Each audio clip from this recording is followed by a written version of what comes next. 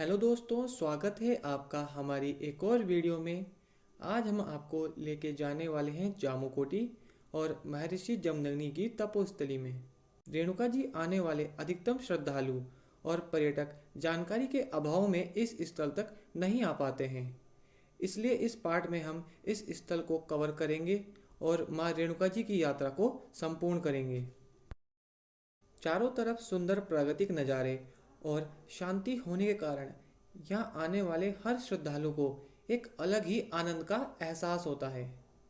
इसलिए हमारा आपसे भी रिक्वेस्ट है कि वीडियो को पूरी देखिएगा ताकि आप भी यहाँ तक आने वाले रास्ते को जान सकें और इन प्राकृतिक नज़ारों का भी आनंद ले सकें।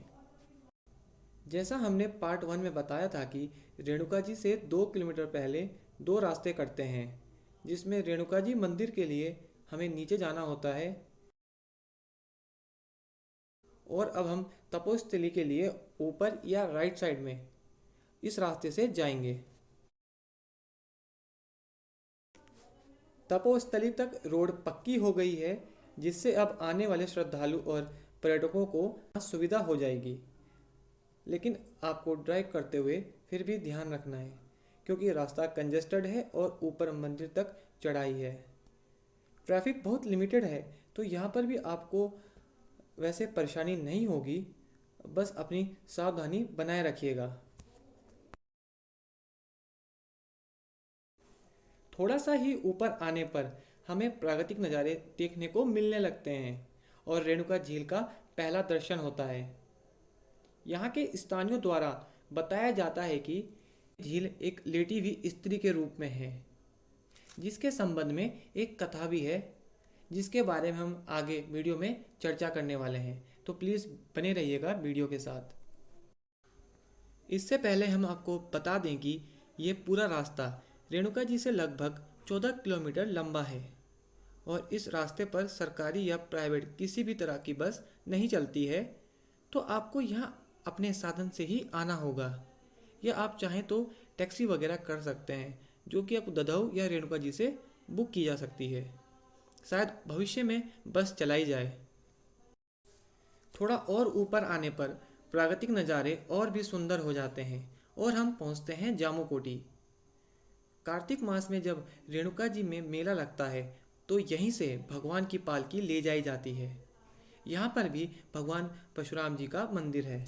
यहाँ से आप तपोस्थली के लिए आगे 3-4 किलोमीटर और ट्रेवल करके जा सकते हैं, या फिर आप यहाँ पर गाड़ी या बाइक पार्क करके आधा पौन घंटे का एक ट्रैक कर सकते हैं। लेकिन अगर आपका स्टेमिना मजबूत नहीं है, तो तेज़ धूप में तो आप इस रास्ते को अवॉइड कीजिएगा। और जब आप जामुकोटी मंदिर में भगवान परशुराम जी के दर्शन करेंगे, तो आपको कुछ तांबे और कांसे की छोटी प्राचीन मूर्तियां देखने को मिलेंगी।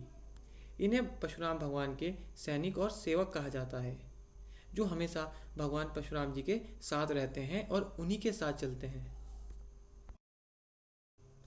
अब यहाँ से हम आगे तपोस्थली की ओर चलते हैं, जो अब सिर्फ 4 किलोमीटर रह गई है। अब हम फाइनली पहुँचते हैं तपोस्थली के पास।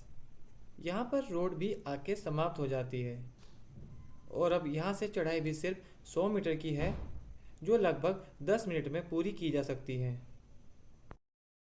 इतने ऊपर आने के बाद आपको इतनी शांति और सुंदर प्राकृतिक नज़ारे देखने को मिलेंगे कि आप यहाँ घंटों समय बिता सकते हैं। तपोस्थली मंदिर में पहुँचने पर हमें जमदग्नि ऋषि की सबसे पहले दर्शन होते हैं, जिनकी मूर्ति भी तपस्वी के रूप में बनाई गई है और ये मूर्ति मानो ऐसी लगती है कि साक्षात ऋषि खुद तपस्या कर रहे हों। इस स्थल के बारे में एक पौराणिक कथा भी है, जिसे यहाँ के स्थानीय द्वारा भी बताया जाता है कि माँ रेणुका और ऋषि जमदग्नि इसी स्थल पर तपस्या करते थे और उनका आश्रम भी यहीं था। उस समय झील को राम सरोवर के नाम से जाना जाता था। एक बार सहस्त्रबाहु नामक राजा इनके आश्रम में आया था। तब ऋषि ने कामधेनु नामक गाय के दूध के व्यंजनों से उनका काफ़ी सत्कार किया और ये देख के राजा को कामधेनु गाय को लेने का मन हुआ। लेकिन ऋषि ने गाय किसी और की अमानत बताते हुए राजा को देने से मना कर दी। इस वजह से राजा ने क्रोधित होकर ऋषि की हत्या कर दी। उस समय भगवान परशुराम आश्रम में नहीं थे। माँ रेणुका ने ऋषि के वियोग के कारण राम सरोवर में छलांग लगा दी। जैसे ही माँ सरोवर में समाई, सरोवर ने उनके शरीर को ढकने का प्रयास किया। इसी वजह से रेणुका झील को कहा जाता है कि वह एक लेटी हुई स्त्री के रूप में है। परशुराम जी को जब ये सब ज्ञात हुआ तो उन्होंने क्रोधित होकर सहस्त्रबाहु को ढूंढकर उसका वध कर दिया। और यही नहीं, इसके अलावा 21 बार और ऐसे दुष्ट राजाओं से ये धरती विहीन कर दी थी।